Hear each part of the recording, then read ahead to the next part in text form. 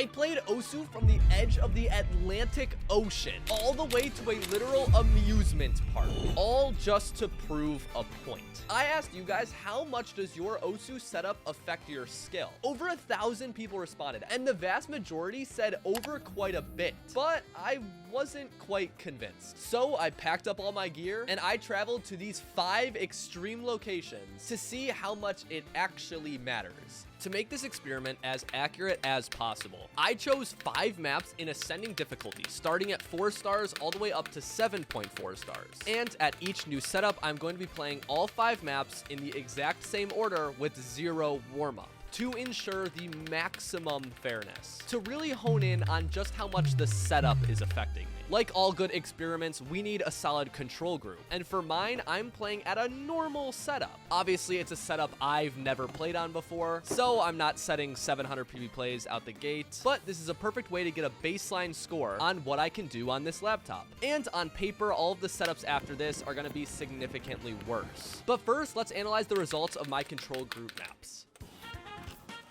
After completing the control groups of my normal setup, I've accumulated a total of 563 PP of a potential 1,397 PP, or about 40% of the total PP. Now, I'm honestly kind of surprised. I did a little bit better than I thought I would, and I think this is a really solid place to start. I forgot to mention that every single map I FC in this video, I'm gonna be giving one of you guys supporter. And because I FC'd the first 4-star, that means one of you is already getting it. So comment your username down below, and I'm only picking subscribers, so subscribe. And I had some unexpected FCs in this video, one of them literally being at the world famous amusement park I'm about to go to. But before I do that, we need to go to our second location at the beach.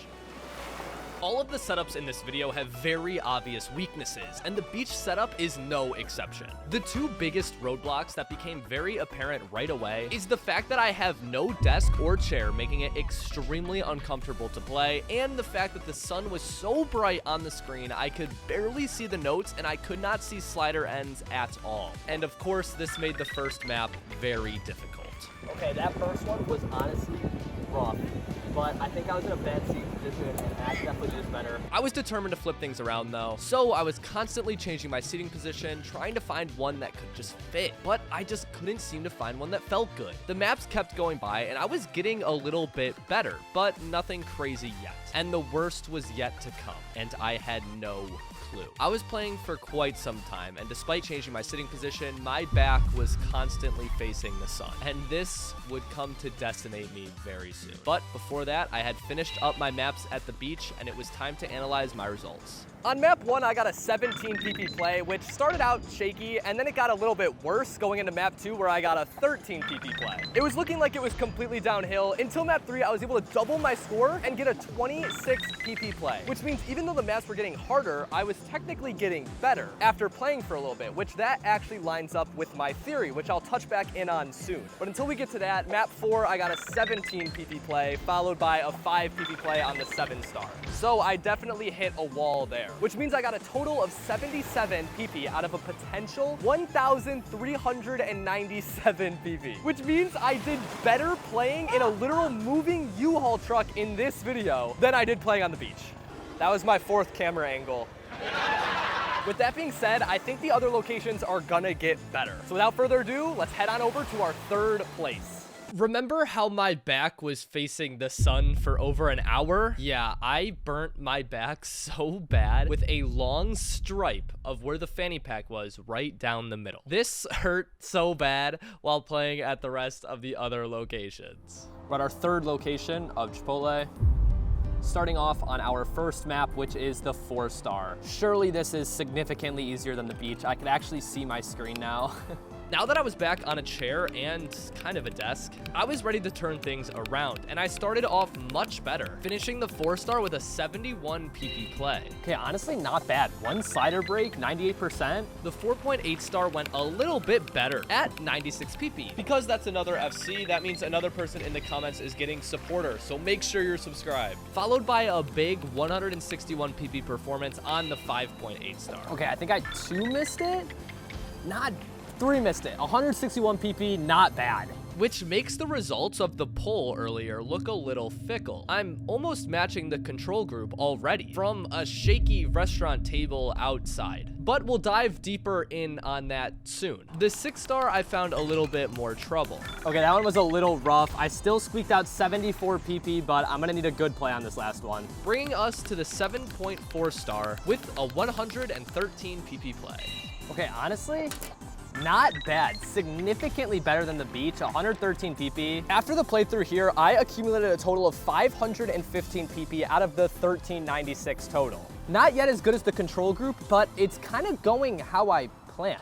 Let me explain. To demonstrate what I think is happening here, I'm gonna be playing the dice game from Squid Games. I've never played it before, so I will have a complete even playing field on both of my setups, which are my hands. I'm gonna be giving my right hand all of the advantages. It's my dominant hand, and I'm gonna be starting on it, so I'm gonna get all the practice there. In Osu terms, this would be my main setup. If you don't know how this game works, essentially you have 5 dice, and you start by throwing 1 up at a time and catching it until you've caught all 5, and then you do the same thing by throwing up 2, then 3, then 4, and then to finish it off, you must throw all the dice up, catch it on the back of your hand, then throw that up and catch them in your palm, and you win. On paper, it sounds really easy. I wildly underestimated how hard this would be. And I wasn't using dice, I was using houses from Monopoly, so that made it more difficult than it should have been. But if you've never played the game before, all you have to know is it is hard.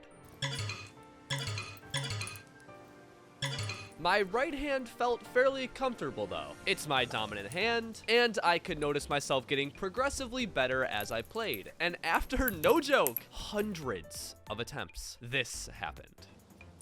Oh my gosh, yes, yes, yes.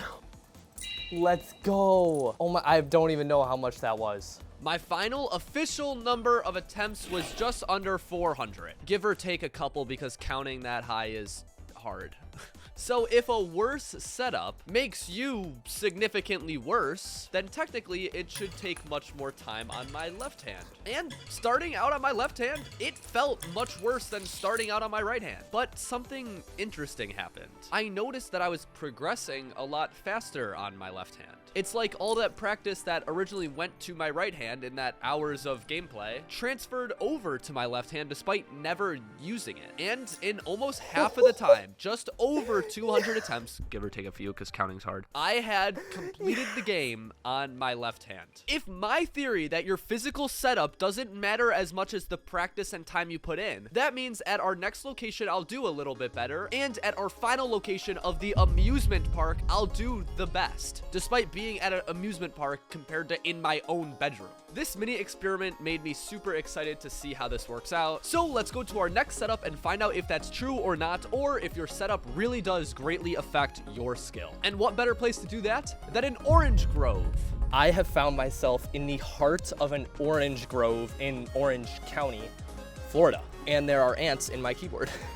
Oh, he's in my keyboard. Oh shit. This is not gonna be easy. It is blistering hot out, but I found nice shade under one of the orange bushes. I expected the orange grove to be similar results to the beach because I didn't have a desk or a chair in this setup either. And they were both extremely hot. Whew.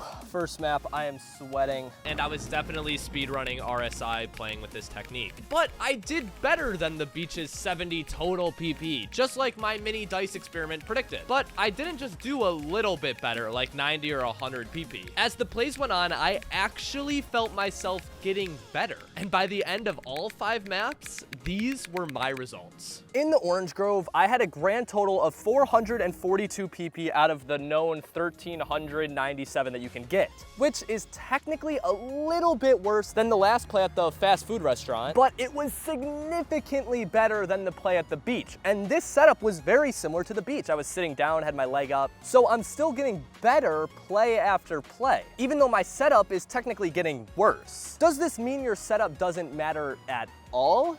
No, obviously not. Look at the extremes like on the beach. I don't think I'll be able to improve my score too much there. But playing at the beach made me better when I played at the restaurant. And then playing at the restaurant made me better when I played at the Orange Grove. And to really prove my theory, I'm going to my final location at an amusement park where I believe I'll have my best run, if everything goes the same way the statistics and data has been showing. Let's go.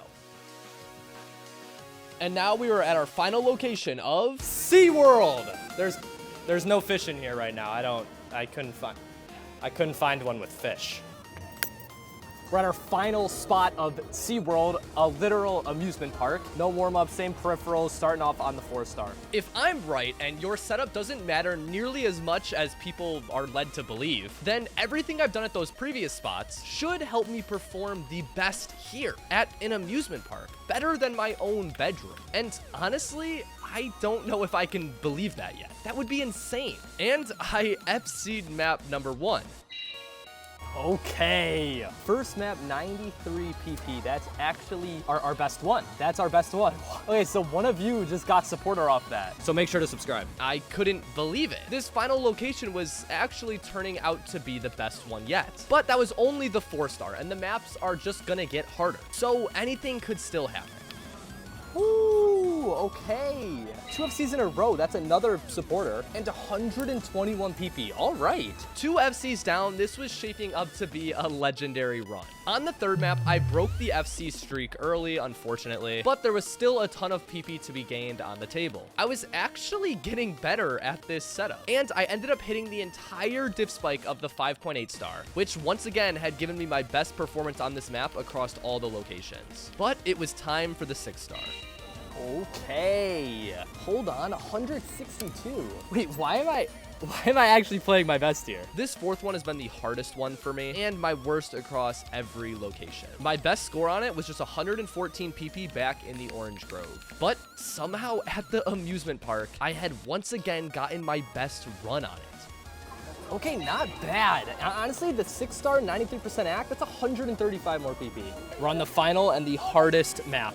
The 7.4-star Zetsubo Plantation. Let's do this.